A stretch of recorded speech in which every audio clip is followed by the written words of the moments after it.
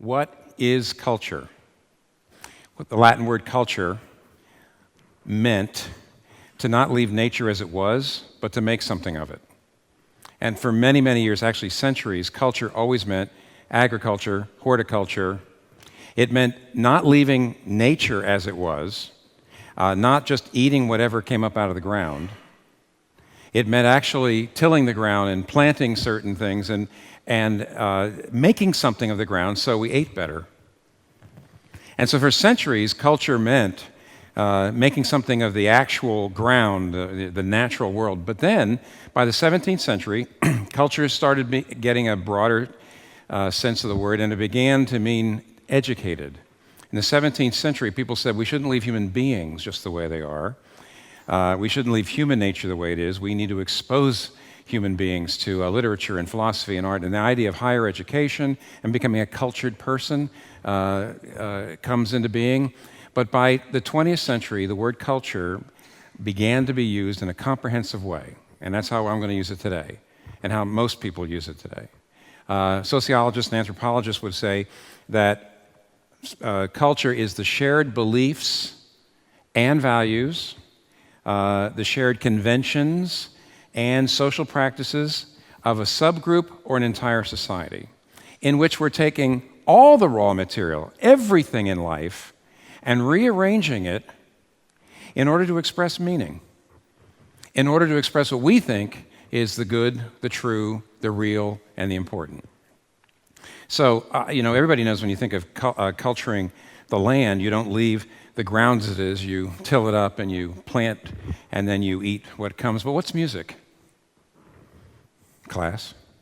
Music is taking the raw material of sound and putting it together in such a way that it not only strikes the emotions, but actually also becomes the glue for certain societies. In other words, music is taking the raw material of noise, as it were, of sound, and turning it into something, not leaving it just as it is, but cultivating it. Or, for example, what are stories or theater? It's taking the raw materials of human experience and fashioning that into narratives.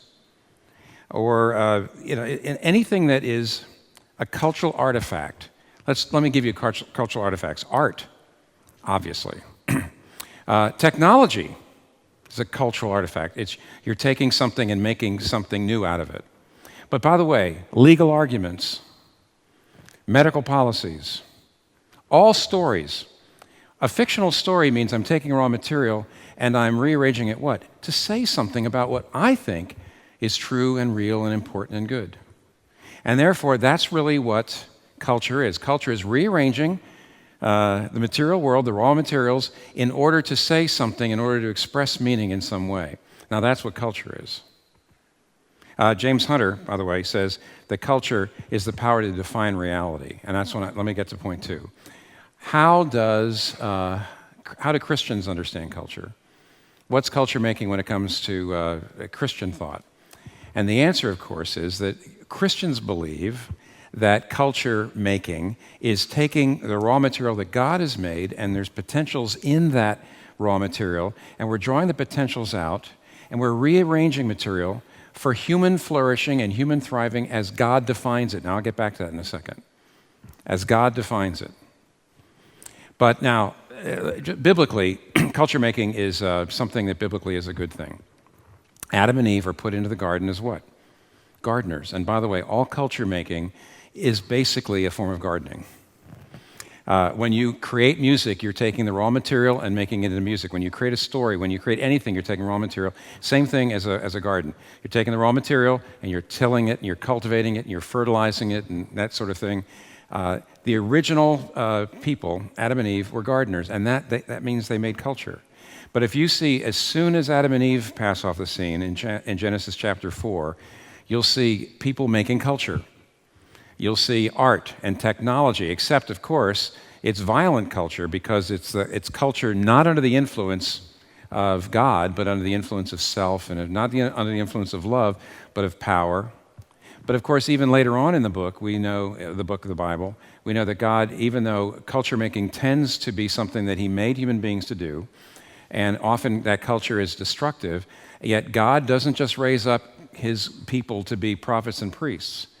Who's Daniel? Who's Joseph? Who's Esther? These are people that God raised up and gave them so-called secular jobs. They brought justice and wholeness into a secular field. And so the Bible indicates that culture making is good. But let's get back to what I just said I was going to get back to. Every single culture is basically the rearranging of material in such a way that we express the meaning of things. Every culture is pointing to values. Every culture is saying, this is what's good, this is what's true, this is what's beautiful, this is what's real, this is what's important. And when I say Christians are supposed to make culture, we're supposed to make culture, we're supposed to rearrange things for human flourishing. And by the way, everybody says that. I think I heard Gabe already say it, that we're here for the common good.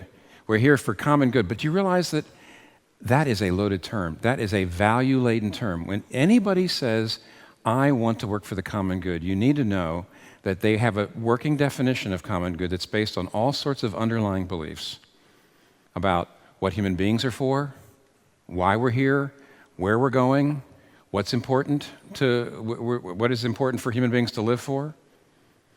And therefore, we don't agree on what human flourishing is. We don't agree on what the good is. So for example, I told you that